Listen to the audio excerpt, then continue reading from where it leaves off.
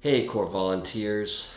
First off, I want to thank you for your willingness to help out Core Student Ministries this school year. I know that volunteering can be a difficult task, it can be a time consuming task, and it can be an exhausting task. But again, I want to say thank you. We can't have this ministry without you, and I'm deeply appreciative of the sacrifice that you make each and every week. And as we go into this school year, I do want to share with you that God is doing something mighty in this youth group. He always has. This youth group has always gone above and beyond what most other youth groups do. While some youth groups are very large in number and have a lot of really cool and exciting programming, for us, it's really about authentic relationships and authentic faith. That is our passion. That is what the Lord has called this specific youth ministry to do, and that's not going to change, at least not anytime soon. But I do want to speak to you about change. As all of you by now know, I have stepped out of the youth ministry role here at the church and have now taken on much more of a pastoral role.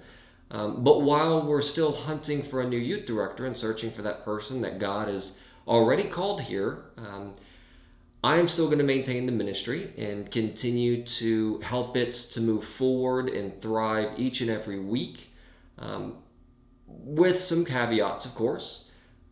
One of the biggest changes that has happened is that we have pushed back our start date for Wednesday night's core worship.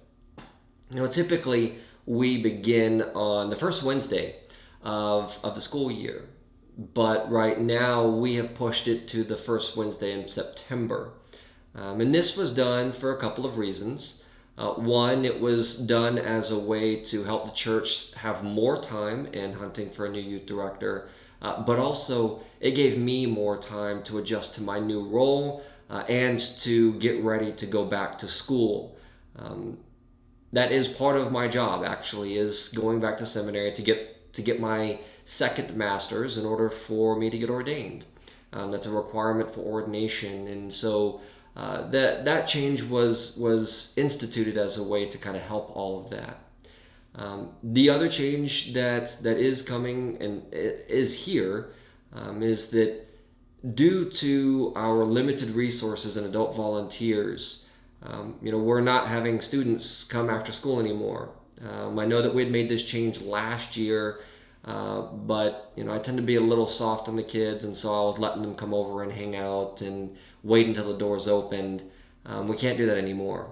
It's just not really feasible anymore. It really wasn't feasible last year either. I sometimes struggled to have some discipline with the kids, and that's changing. Now, when it comes to adult volunteers, I am still, as I always do, actively try to recruit new volunteers. I think that this change in my role is going to kind of help that. At least I'm hoping it is. But I am still actively recruiting new volunteers so that we can continue our programming in a much more productive manner. And with that said, the other change that has come is that we have changed our timetable. So our typical timetable, our typical schedule is from 5 to 7:30. We got about 30 minutes of some fellowship time, hangout time on the third floor, and then at 5:30 we go down and get our dinner. And of course we bring it back up to Hebrew Cafe, but that's not the case anymore. We are now starting at 5:30, and we're actually going to be meeting directly in Fellowship Hall. We're not meeting in Hebrew Cafe or Holy Grounds. We're going to meet in Fellowship Hall for dinner, and that's where we're going to have dinner. After dinner is done, we will go back up to Holy Ground at 6 o'clock for our games and announcements and worship and devotional. But we're going to end at 7 instead of 7:30. Again, this goes to volunteers. I have some really strong volunteers for our senior high discipleship groups, but it's been a couple of years since we've had strong leaders for junior high.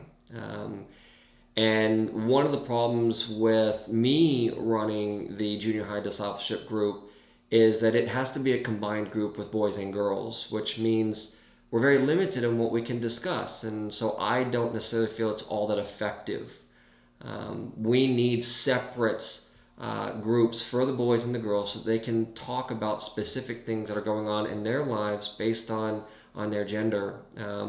So we're going to temporarily postpone discipleship groups until we get some more adult volunteers. But for those who are discipleship group leaders or want to be discipleship group leaders, what I want to encourage you to do is as we get back to things here in a couple of weeks in September, that do as much as you can to get as many cell phone numbers and Instagrams and whatever, get their contact information so that you can stay connected to them outside of the ministry. One of the things I think we really struggle with is we really rely heavily on me to do all the external ministry with the teenagers. And while I do a lot of it, the reality is it shouldn't just be me. I want to invite you and encourage you as volunteers and as discipleship group leaders to spend time with students outside of these four walls. Reach out to them, let them know you're praying for them, ask them how you can be praying for them, share Bible verses with them, go to their football games, go to their volleyball games, do these things. And if finances are an issue or a concern for you, that's fine. We've got money in our budget to cover that. We just need to kind of schedule and plan ahead. So I definitely encourage you to reach out to me so I can manage that and plan that with you, and we can make sure that you have the appropriate funds to be able to go and participate with the kids outside of these four walls of the church. And those are the changes coming to the youth group. We are still actively hunting for a new youth director, as I said, and I ask that you pray for that. But the purpose of this video is really more just kind of a refresher of Safe Sanctuary. It's been a couple of years since I've made a Safe Sanctuary video, and so I just want to kind of re it up. I want to refresh you on it and just kind of remind you of some of our policies and help you be more effective as volunteers. So when it comes to Safe Sanctuary, one of the key components is the 2 adult rule. Our Safe Sanctuary policy requires that for every 5 students that we have, we need 2 adult volunteers respective to that gender. So we have 5 junior high boys. Well, we need 2 men to cover those 5. If we have a total of, say 20 students, and we're just going to make it easy, and it's, just simple math, we'll have 4 groups of 5 boys and girls, for junior high and for senior high. So that means if we have 20 students evenly dispersed across both genders in both schools, we need at least 8 adult volunteers to be effective. This is done primarily for us to remain safe in the sense that we're able to hold each other accountable and monitor our behavior, the students' behavior, so that there can be no ability for an accusation to happen, and that's the point of Safe Sanctuary. And again, I am working towards getting more volunteers. The second thing is we never want to be alone with a student. If there's an emergency, a life-threatening emergency, say with the bathrooms that we have up on the 2nd floor because they have showers in there, if someone, for whatever reason, they come after school, after some sort of extracurricular, and they're sweaty and gross and they want to shower, fine, but they slip and fall and crack their head and they're bleeding and they're unresponsive. These sort of situations are some of the rare situations where we need to, their life is much more important than making sure that we have safe sanctuary policies. But if that does happen, my biggest suggestion is find the oldest student that you have that's present, be in that room with you so that you can call 911 or have them call 911. And be watching you being present in that situation. Now, I've been here 7 years, that's never happened, but anything's possible. But for the most part, we really want to maintain, a two-adult rule. We don't really want to be alone with students, and we want to be very cautious of that. Next, it comes down to our language. Of course, we don't want to use any sort of inappropriate coarse language that is derogatory or rude, disrespectful, or mean. We definitely don't want to use any cuss words. That's pretty much self-explanatory. That's pretty much a given. We are in ministry after all. But it's not just what we say; it's also how we say it. Some people respond very well to a ROTC military, very in-your-face kind of form of communication, while others do not. They respond better with gentleness and tenderness. And so we have to monitor not just our content, but the way that we present it. And when we present ourselves to the students, we want to, as best as we can, to represent the love of Christ. And that's part of our core values: love, relationships, discipleship, and support. We want to exemplify that to the students. No matter how much they're being mean or rude or disrespectful, we want to do everything we can to demonstrate Christ's love. But it does involve the content. We want to steer clear of any sort of jokes or conversations that is degrading to a person or to a group of people. Right now our culture is pretty divided and pretty aggressive and hostile towards anything that it deems different than itself. And we see this throughout the news. You know exactly what I'm talking about, so I don't really have to go too much into it. But we just really want to monitor that, and we want to, by example, monitor it for the students, and through a loving and compassionate way, encourage them to be mindful of how they say things and what they say. And then, of course, when it comes to communication outside of the youth ministry, especially in a digital form, this is even more important. We really want to monitor what we say, how we say it, and when we say it. I personally have a rule, and I've always had this rule. Once it hits 9 p.m., I don't have hardly any form of communication with students past that, unless it's a life-threatening emergency. Say they're threatening suicide or harming themselves or harming someone else. But for the most part, once 9 p.m. comes around, that's my family time.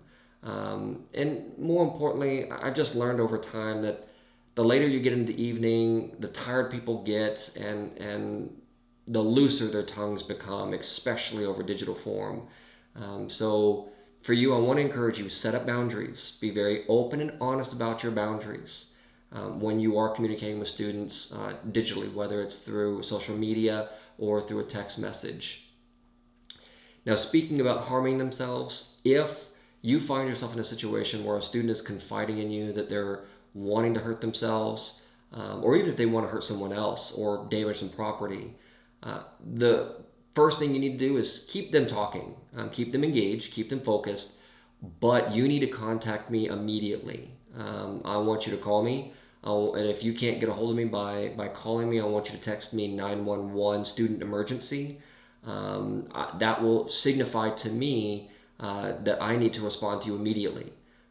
That way I can step in, I can intervene and begin the process of engaging with that student and or engaging with that student's parents or legal guardians to make sure that student is safe and okay. And then once that happens, once it gets transferred off to me, I want you to continue to engage with them, but keep inviting them, keep encouraging them to talk to me, okay? That you're here to listen, but that, this is the role of the pastor, that I have different skill sets and different abilities to manage the situation. It's better for me to be involved. So keep them talking, keep them engaged, but keep pushing me in the conversation so that I can better manage the situation for you. So yeah, that's basically Safe Sanctuary in a nutshell. Two adults, let's not be alone. Let's monitor our language. Let's set up boundaries in our communication. Let's be involved in their lives. Let's be active in their lives. Something that is very unique about Generation Z and the Alpha generation, which are the two generations that we're currently having in our ministry right now, they don't really care too much about fancy lights, big, powerful speaker, and a big band. They care about authenticity. They care about relationships. They want people to care about them and to be engaged in their lives. And so the most effective way that you can help these students grow in their faith is by being engaged with them in their faith outside these four walls. That it's not just something you're doing as an obligation or something that you're doing because you just want to make sure the ministry is here, but that you truly love them, that you truly care about them. And I don't know if by the time you see this video, if you've looked at the Christian formation plan that I sent you, but in that plan, one of the things that I emphasized was that the only way we're going to be successful and the way that we need to be successful moving forward is that we all collectively need to be passionate about these students and pursue them with everything we have. I feel like, and maybe I'm wrong, but I feel like one of the things that has existed for a long time is the expectation that me as the youth director or now the assistant pastor, that it's my job and it's only my job to be passionate about these students and to pursue them, and that's not the case. This falls to you as well, and the more that people reach out to these kids and the more they pursue them, the more they're going to feel loved, the more they're going to be excited to see you, the more they're going to be excited to be here and want to invite their friends and want to do everything they can to be here. And not just on Wednesday night, but they want to be here on Sunday mornings. They want to be here for Lakeview Summer Camp or UM Army or D Now or whatever else that this youth group does, that they want to be here because they can grow in their faith. Not because we provide free food or fun games, but because we provide authentic relationships. Okay? Authentic relationships is the name of the game. It's the key to success with this group of students. But again, guys, I am forever grateful for you. I love each of you. I would love to sit down with each of you one-on-one and just see how you're doing and walking with you and helping you and guiding you and answering any questions that you may have. Feel free to call me or text me or email me. Reach out to me so I can help you, because the more I help you, the more effective you're going to be in core student ministries and with these teenagers. So I want to invite you guys, pray for this ministry. Pray for yourselves, pray for the kids, and pray for the new youth director that's coming. Because I promise you, there is a new youth director coming. It's just going to take a little bit of time. More time than I think we wanted to admit to ourselves. But there is a new youth director coming. Other than that, I love you. And I can't wait to see you guys on Wednesday night in September. See you later. Bye.